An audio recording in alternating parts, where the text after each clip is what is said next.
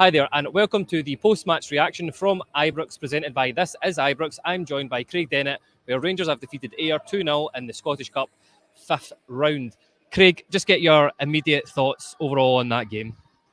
Yeah, I think the full game was played in second gear, pretty much. We knew that we were coming up against Ayr United, who are in the Championship at the moment. We were expecting a comfortable victory. I think it was comfortable in the end, probably not as comfortable as we really wanted it to be, and not as comfortable as the opening 15 minutes suggested it would be either. I thought we started really well, but after that I was very much in second gear. There's a few bright sparks in there that we'll come on to around Cortez and Diomande. Johnson did a good game as well, but I think overall happy with the comfortable 2-0 win and to be in the quarterfinals. Yeah, and that's Fabio Silva getting adoration from the Union Bears, which is always great to see. Look, Craig, I'll start with the lineup. 7 changes, but the thing at me that stuck out most was how strong our bench was. Maybe just a quick word on the squads that are returning to full fitness and the depth we now have in the squad.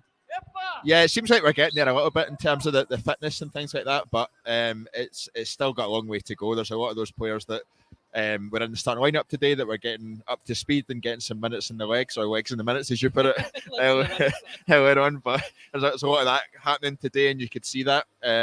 Scott Wright played the full 90. I thought he was to the terrible game again. We'll probably come on to that as well. But there was a lot of that happening. Players coming off the bench. There was Leon King came on, who I don't think we'll see very much in a Rangers jersey going forward. But there's plenty of positives, I guess, around players coming back to fitness. Sadly, not really many in the forward areas. But it's good to see more strength and depth as we sort of move into the real business end of the season. Yeah, I think that's fair comment, and I don't think we'll be touching on Scott Wright too much, or we'll probably be here for about half an hour. We're keeping these to 10 to 15 minutes. But look, the first action point of the game, was the goal that the Rangers scored. I don't know who had Borna Barisic in their coupon as first goal scorer, but they won a few quid on that one. The ball's played in. Oscar Cortes, it's a good defensive clearance by Ayr. It falls right back to Cortez again, and he lays it in a plate for Barisic. The ball's actually going wide. It deflects in. Barisic, I don't even think Barisic was sure that he'd scored, but yeah, what did you make of that goal? And we'll maybe touch on Oscar Cortes in a moment, all right? Yeah. I won't take up the whole time with Oscar Cortes, but Borna Barisic definitely didn't have him as first goal scorer on his kit.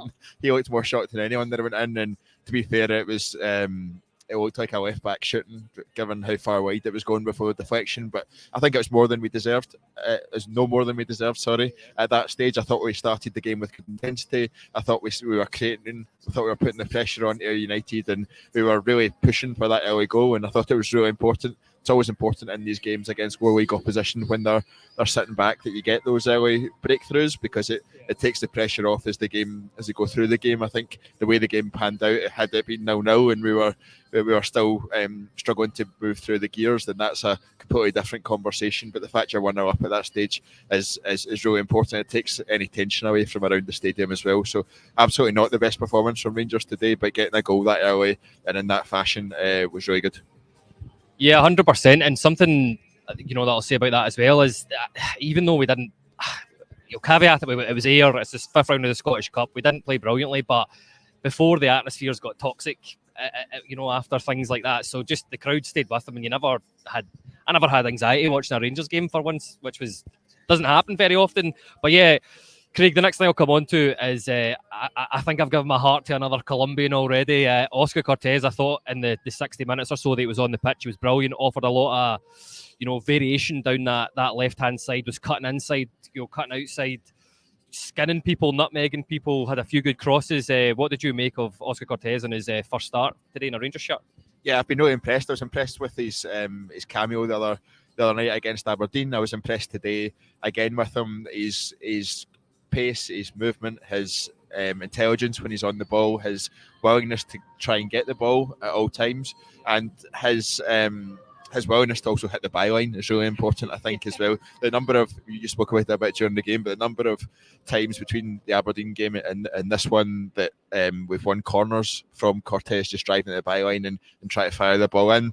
He tries to pick out men in the box, which seems like such a basic thing for a winger, but it's not something that we've seen very often, and it actually looks like we've found ourselves an out-and-out winger, which is really encouraging. I think he's got a lot to offer us. He hit the post in the opening minutes. He had a few shots as well on target, so he's not scared to pull the trigger either. I'm really encouraged by Oscar Cortes, and I'm excited to see more of him as we move through the season. Yeah, 100%.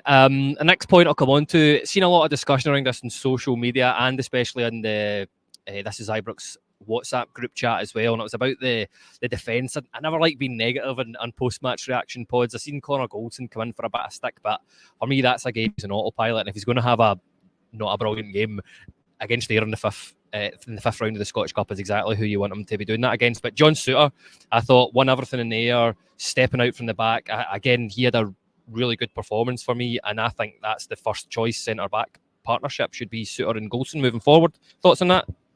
I'm not sure I'd necessarily agree with that. I don't think Leon Balogun's done much wrong, to be honest. I quite like Leon Balogun as a partner for Connor Goldson, but I thought John Souttar did really well as well and wouldn't have any hesitation in terms of that being the first choice centre-half pairing either. I think this is John Souttar's kind of game. This is the kind of game that everything's played in front of him. He gets to read the game. He can sweep up for Connor Goldson if he makes a mistake, or if he's caught a bit too high up the park, which we saw a couple of times. He had a really good tackle in the first half actually, and the penalty area, which prevented any shot on goal. But I think John Souttar did well. He's always kind of impressed me, apart from that first 3 or 4 games he had for us. Outside of that, he's always looked really comfortable, really assured. He's good in the air and up when he comes up against physical teams, but he's good with the ball at his feet as well. We saw he played a through ball for Cortez at one point, which was really good. So John Souttar's continues to impress me. Whether he's first choice or not over Leon Balogun, I don't know. It's probably a toss of a coin at this stage, but today I thought he had a good game, and it was exactly the kind of game that John Souttar wants to play in terms of being able to read the game in front of him, being able to step in and before the ball gets to the attacker, and then just drive forward with the ball. Yeah, I know you talked about Leon Balogun there, but that for me is why he should be first choice, because we are going to need him to, step out in the defence against teams like this a lot more than do the defending side of things. I know, which is mental saying it, but yeah, you know what I mean. The next point I'll come on to was our Mohamed Diomande starting. I thought he had quietly went about his business quite well today. Didn't do anything spectacular, maybe a 6 or 7 out of 10, but you could see he's got a wee something about him different to what we've signed before in the past, and I think this is a right Philippe Clement signing. What did you make of him in his first start for Rangers today? Yeah, I made a joke that I actually stole from you on our Twitter account around the fact that Cortez and Diomande are quite different to the signings that we've seen from Rangers recently, because they actually look quite good. Yeah. So it's really encouraging to see that. I was sold on Diomande as soon as he flicked the ball over the Aberdeen player's head the other night, and today only acted to cement that. I like the positions he picks up in between the midfield and the defence. It makes them really difficult for the opposition to track, which is really good, and it's not something we've really had a great deal of. He's always looking for the ball. He's willing to run in behind and beyond the strikers, which is exactly what we need when you've got someone like Fabio Silva, who's linking up the play a bit more and not necessarily being that penalty box striker for us. So Mohamed Diomande, he looks really good. He looks really assured. He's I've heard a lot about him. I've read a lot about him since we signed him, and I'm really encouraged by what I've seen so far. So looking forward to when he's up to full fitness and he's got more game time in him to see where he can really offer us. There you go. There's Craig putting a £25 million price tag on him already. That's jumping ahead of yourself a wee bit there, Craig, but I'll take it. And then the next action point I want to talk about in the game was the Fabio Silva goal.